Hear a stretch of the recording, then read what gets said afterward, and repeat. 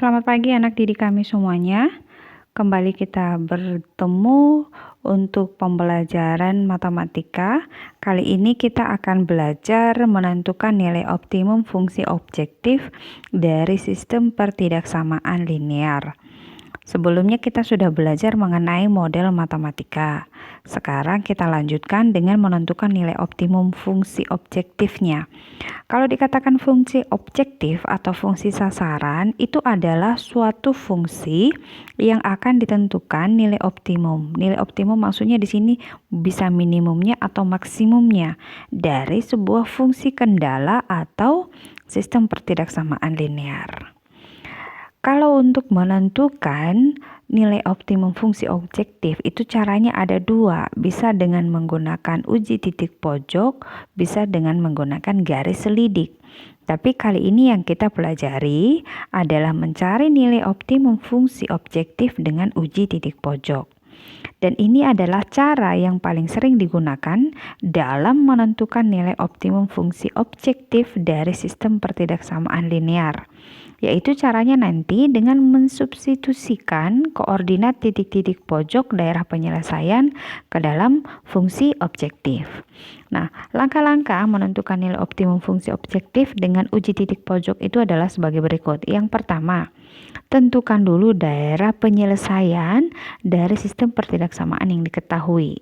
Ingat ya, menentukan daerah penyelesaiannya dulu. Setelah itu, nanti kita tentukanlah titik-titik pojok pada daerah penyelesaian tersebut semuanya ya. Yang ketiga, substitusikan setiap titik pojok yang diperoleh ke dalam fungsi objektif yang diketahui. Yang keempat, berdasarkan hasil pada langkah yang ketiga, nanti bisalah kita tetapkan nilai maksimum atau nilai minimumnya, tergantung apa yang diminta di dalam soal. Oke, kita langsung ke contoh.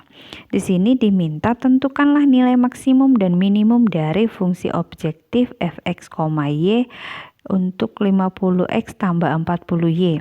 Pada daerah penyelesaian sistem pertidaksamaan, x tambah 2y lebih kecil sama dengan 10, 3x tambah y lebih kecil sama dengan 15, untuk x lebih besar sama dengan 0, dan y lebih besar sama dengan 0, dan x, y-nya merupakan elemen bilangan real. Yang pertama yang kamu cari adalah, ingat, mencari nilai di titik potongnya untuk masing-masing pertidaksamaannya. Yang pertama, ingat lagi, mencari titik potong. Titik potong untuk sumbu X. Oh, ini kita satu-satu dulu ya. Sekarang kita masuk dulu yang ini. Untuk pertidaksamaan x tambah 2y lebih kecil sama dengan 10. Oke, cari di sini titik potong sumbu x, maka y-nya sama dengan 0. Maka tuliskan x tambah 2y sama dengan 10. Tadi kan y-nya 0, berarti x tambah 0 sama dengan 10, x-nya sama dengan 10. Kemudian yang kedua, titik potong terhadap sumbu y, maka x-nya sama dengan 0. Maka x tambah 2y sama dengan 10. Apabila x-nya 0, berarti 0 tambah di sini 2y sama dengan 10, y sama dengan 10 per 2, maka y sama dengan 5. Oke. Berarti kita dapat dulu di sini, kalau ini y-nya 0, berarti 10,0, ini 0,5. Kita buat di sini per 10 aja ya. Per 5 deh, per 5. Ini 10, ini 15, ini juga 5, ini 10, ini 15. Kita buat dulu garisnya itu 0,5, x-nya 0, y-nya 5. Berarti di sini, kemudian x-nya 10, y-nya 0, ini di sini. Maka kita buatkan 10,5 X tambah 2Y. Ya, pas. Nih. Yang pertama ya, garisnya. Kemudian yang kedua tadi adalah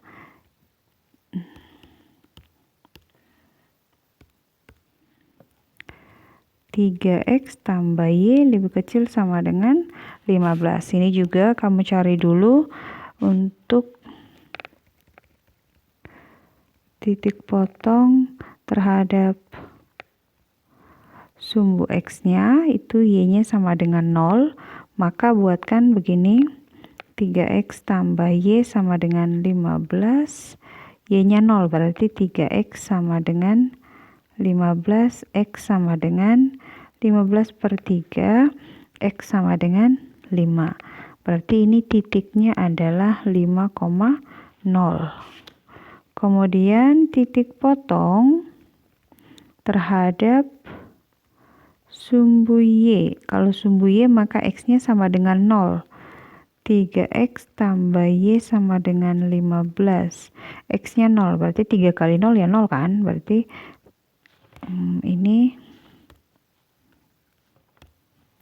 Y-nya sama dengan 15. Berarti dia di titik 0,15. Oke, kita buatkan dulu ini. Yang pertama tadi 5,0. X-nya 5, Y-nya 0. Kemudian 0,15. X-nya 0, Y 15.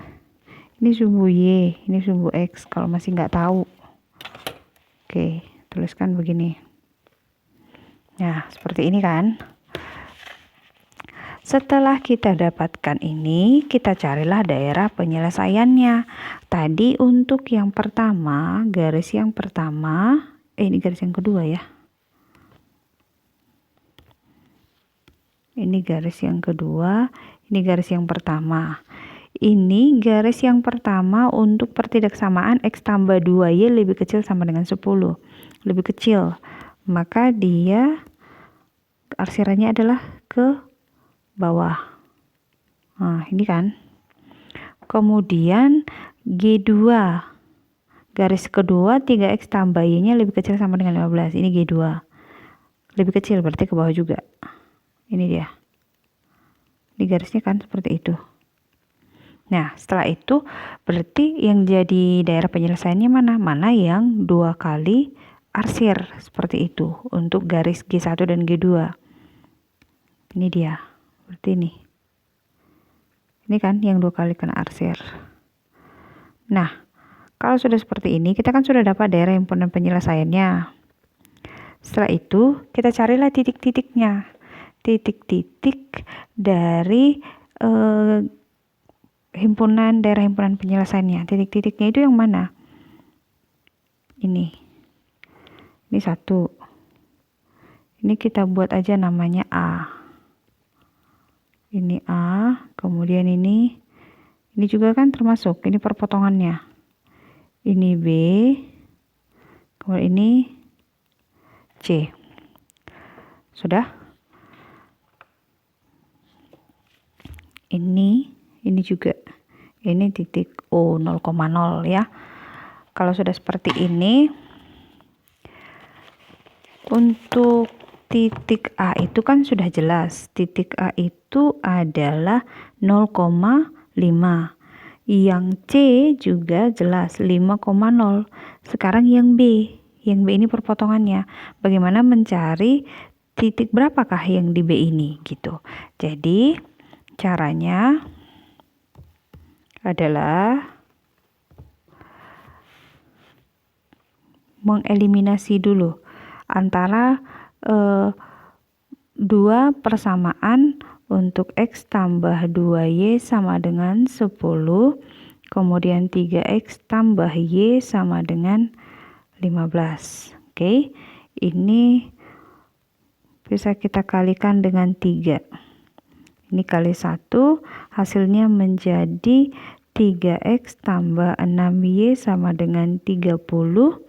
Kemudian 3x tambah y sama dengan 15. Kita eliminasi x, berarti dikurangkan. Ini habis, 6y kurang y 5y, 30 kurang 15 adalah 15. Maka di sini y sama dengan 3.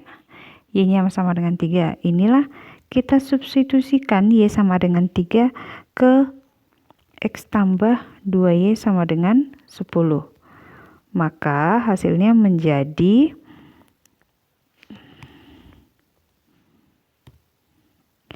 x tambah 2 kali y, 2 kali 3 sama dengan 10, x tambah 6 sama dengan 10, maka x sama dengan 10 kurang 6 sama dengan 4. Jadi titik B itu adalah x, y sama dengan, ulangi, di sini tulis bx, y. Maka dia di sini adalah b, x-nya berapa? 4, y-nya 3. Seperti itu. Ini mencari titik B ya. Mencari titik B. Jadi B-nya ini adalah 4,3. A-nya ini tadi x, y. X-nya 0,5. C-nya ini adalah 5,0. Kita sudah dapat titik-titiknya. Kemudian kita ujilah dia. Kita uji di mana dia nanti. Pertama di sini untuk titik, kita ujinya ke ini 50x tambah 40y. Ini 50x, di sini 40y, maka hasilnya nanti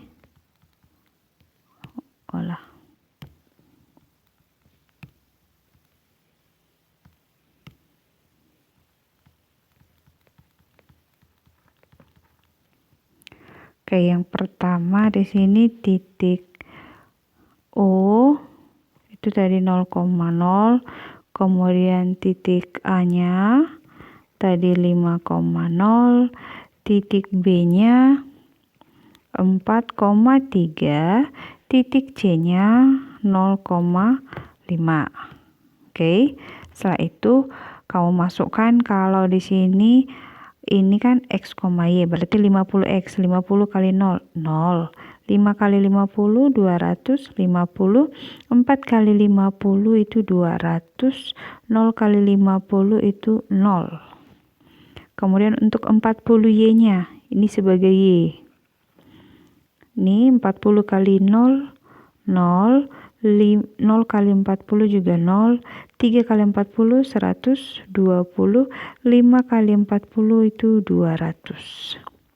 Kemudian kamu jumlahkan lah. Ini kan dijumlah 50x tambah 40y kan. 0 tambah 0. 0, 250 tambah 0, 250. 200 tambah 120, 320. 0 ditambah 200 itu 200. Ini boleh kita kasih kolom.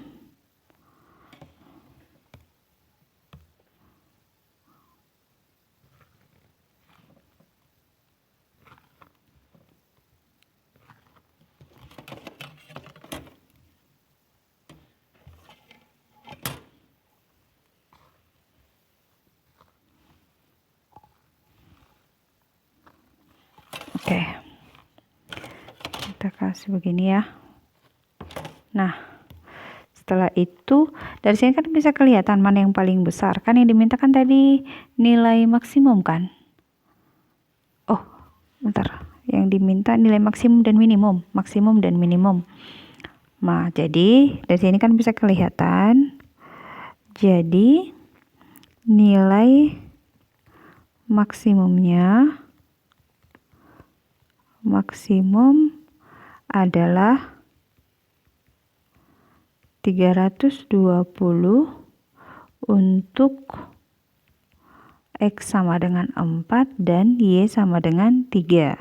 Sedangkan nilai minimumnya adalah 0. Untuk X sama dengan 0 dan Y sama dengan 0. Seperti itu. Ya, jadi beginilah mencari nilai maksimum atau nilai minimum dari sistem program linear atau sistem pertidaksamaan linear seperti itu. Jadi misalkan nih, kalau ada soal cerita, ini kebetulan kan sudah langsung dapat nih sistem pertidaksamaannya. Kalau misalkan ada soal cerita seperti soal mencari model matematika, tapi digabung dengan mencari nilai maksimum atau minimum, jadi caranya juga sama juga seperti ini. Hanya pertama, kalau dia soal cerita, kamu harus cari dulu sistem pertidaksamaannya, baru masuk ke langkah selanjutnya, yaitu mencari daerah penyelesaian, baru kamu menguji titik-titik pojoknya, seperti itu. Kalau ini kan kita tidak perlu mencari sistem pertidaksamaannya karena sudah ditentukan, seperti itu. Ya, oke, itu aja untuk materi kita kali ini. Terima kasih untuk perhatiannya dan selamat pagi.